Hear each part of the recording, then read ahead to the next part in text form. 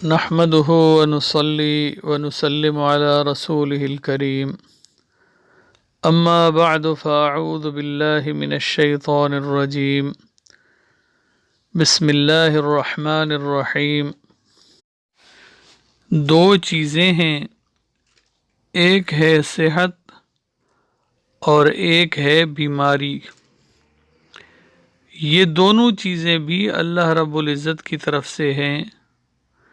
ہم میں سے ہر انسان چاہتا ہے کہ وہ صحت مند رہے، توانا رہے، چاق و چوبند رہے، اس لیے کہ خود اللہ کے پیارے حبیب صلی اللہ علیہ وسلم نے فرمایا کہ بیماری سے پہلے صحت کو غنیمت جانو، یعنی صحت اللہ کی طرف سے بہت بڑی نعمت ہے، لیکن صحت مند ہونا یا بیمار ہونا یہ بھی دونوں اللہ رب العزت کی طرف سے ہیں۔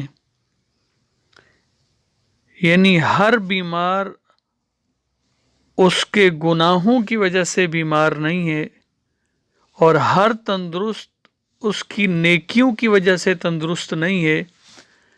یہ اللہ رب العزت کی طرف سے مقرر کردہ تقدیر کا بھی اس میں عمل دخل ہے۔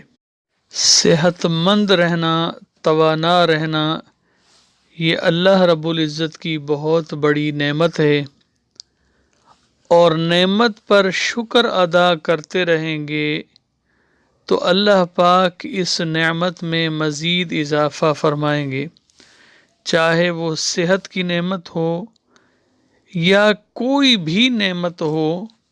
جب اس پر اللہ رب العزت کا شکر ادا کریں گے تو اللہ رب العزت کلام پاک میں فرماتے ہیں لَإِن شَكَرْتُمْ لَأَزِيدَنَّكُمْ، اگر تم شکر گزار بندے بنو گے تو ہم ضرور بالضرور اس نعمت میں اضافہ کریں گے۔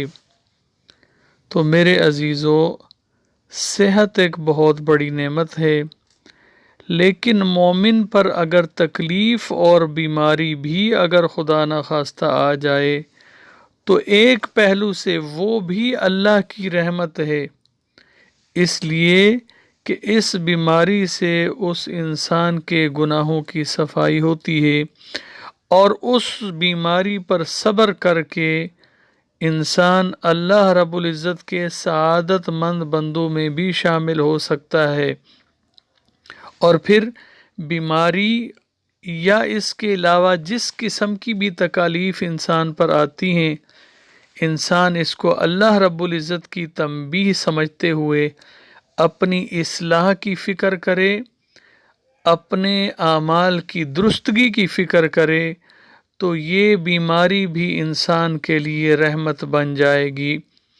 لیکن اگر اس بیماری میں ناشکری کرنے لگا، یا اللہ رب العزت کی نافرمانی پہ اتر آئے، یا زبان سے ایسے کلمات ادا کر دے کہ جس سے اللہ کی ناشکری ہوتی ہو، تو پھر یہ بیماری یقیناً اس آدمی کے لیے زحمت کا سبب ہے۔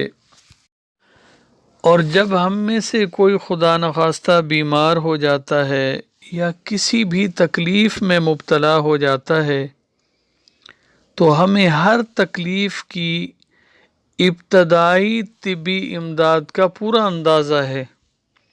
مثلاً چھوٹا موٹا بخار ہو جائے تو ہم نے کون سی دوائی استعمال کرنی ہے، ملیریا ہو جائے تو کون سی دوائی استعمال کرنی ہے، سر میں اگر درد ہو تو کون سی دوائی اثر کرے گی، نزلہ اور کھانسی ہو تو کون سی دوائی اثر کرے گی۔ الحمدللہ ہم میں سے ہر ایک کو اندازہ ہوتا ہے، اور گھروں پر دوائیاں موجود رہتی ہیں۔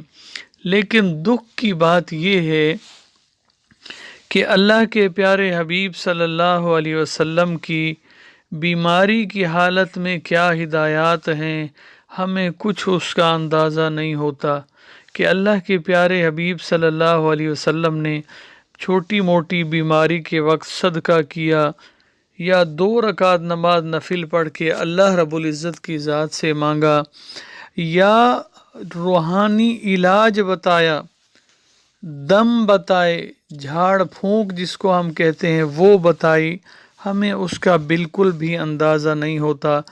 آج میں آپ حضرات کو جو دم بتا رہا ہوں یہ اللہ کے پیارے حبیب صلی اللہ علیہ وسلم نے خود سکھائے ہیں، خود کیے ہیں، یا خود اس کی تعلیم دی ہے۔ ہر ایسا دم کیا جا سکتا ہے جو اللہ کے پیارے حبیب صلی اللہ علیہ وسلم نے خود کر کے دکھایا یا خود سکھایا، صحابہ نے دیکھا۔ کوئی ایسا دم کرنا ٹھیک نہیں ہے، جائز نہیں ہے، جس میں اللہ رب العزت کی ذات کے علاوہ کسی دوسرے سے مدد مانگی جائے، جس میں قرآن اور حدیث یا صحابہ کے اقوال سے دم نہ کیا گیا ہو، ٹھیک نہیں ہے۔ اسی طرح ایسے تعویذات جن کو کسی بکرے کے، مرغے یا کبوتر کے خون سے لکھا گیا ہو، جائز نہیں ہے۔ یا اللہ رب العزت کی ذات کو چھوڑ کر کے کسی انسان سے، کسی شخص سے مدد مانگی گئی ہو، وہ بھی ٹھیک نہیں ہے۔ میرے عزیزو، ایسے دم، ایسی چیزیں جو خود اللہ کے پیارے حبیب صلی اللہ علیہ وسلم نے کیے، وہ کوئی بھی انسان کر سکتا ہے، اس میں مزید کسی کی اجازت کی ضرورت بھی نہیں ہے۔ لیکن شرط یہ ہے کہ دم کرنے والا نماز کا پابند ہو، حرام اور حلال کا خیال رکھنے والا ہو، اپنے آپ کو گناہوں کی نحوست سے دور رکھتا ہو، اور پھر دم کرنے والا اس یقین سے کرے کہ اللہ کے پیارے حبیب صلی اللہ علیہ وسلم نے کیا، اس سے شفا ملی، میں پیارے حبیب کی سنت ادا کر رہا ہوں، انشاءاللہ ضرور شفا ملے گی۔ تو میرے عزیزوں، پھر اس کے نتائج بھی برآمد ہوتے ہیں، پھر اللہ شفا بھی نصیب فرماتے ہیں۔ تو میں جو آپ کو بات بتا رہا تھا وہ ایک صحابی رسول ہیں، حضرت عثمان بن العاص رضی اللہ تعالیٰ عنہ۔ یہ فرماتے ہیں کہ انہو شکا الی رسول اللہ صلی اللہ علیہ وسلم وجعن، کہ میں نے رسول پاک صلی اللہ علیہ وسلم سے درد کی شکایت کی جو ان کے جسم کے کسی حصے میں تھا۔ فقال رسول اللہ صلی اللہ علیہ وسلم، اللہ کے پیارے حبیب صلی اللہ علیہ وسلم نے فرمایا، ضع یدک علی الذی یعلم، جس جگہ میں درد ہے وہاں پر اپنا ہاتھ رکھو اور کہو بسم اللہ ثلاثا، 3 دفعہ کہنا ہے، بسم اللہ بسم اللہ بسم اللہ، وقل 7 مرات، اور 7 مرتبہ یہ کلمات کہنے ہیں۔ یہ غور سے سماعت فرمائیے گا، اعوذ بعزت اللہ وقدرتہ من شر ما اجد واحاذر۔ دوبارہ سماعت فرما لیں یہ الفاظ، اعوذ بعزت اللہ وقدرتہ من شر ما اجد واحاذر، میں پناہ لیتا ہوں اللہ رب العزت کی عظمت اور اس کی قدرت کی، اور اس تکلیف سے کے شر سے جو مجھے ہو رہی ہے یا جس کا مجھے خطرہ ہے۔ یہ صحابی رسول فرماتے ہیں میں نے ایسا ہی کیا جیسے اللہ کے پیارے حبیب صلی اللہ علیہ وسلم نے فرمایا، تو اللہ پاک نے ان کلمات کی برکت سے میری تکلیف کو دور فرما دیا۔ یہ مستند حدیث ہے، امام مسلم رحمہ اللہ نے صحیح مسلم میں اس کو نقل کیا ہے۔ تو میرے عزیزو، یہ وہ دم ہے، یہ وہ طریقہ کار ہے جو اللہ کے پیارے حبیب صلی اللہ علیہ وسلم نے صحابی کو سکھایا کہ اپنا ہاتھ اپنے درد کی جگہ پر رکھو اور 3 مرتبہ پہلے بسم اللہ بسم اللہ بسم اللہ پڑھو، اور 7 مرتبہ یہ دعا اعوذ بعزت اللہ व क़ुदरतिही मिन शर्रि मा अजिदु व उहाज़िर। ये दुआ पढ़ कर के दम करो, अल्लाह पाक शिफा नसीब फरमाएंगे। ये वो दुआ है जो अल्लाह के प्यारे हबीब ने सिखाई। दूसरी अहादीस में अल्लाह के नबी सल्लल्लाहु अलैहि वसल्लम ने ख़ुद भी अमल करके दिखाया कि यूं दम करो। अल्लाह के प्यारे हबीब सल्लल्लाहु अलैहि वसल्लम पर जिस्म पर हाथ फेर देते या लुआब मुबारक लगा देते या फूंक देते।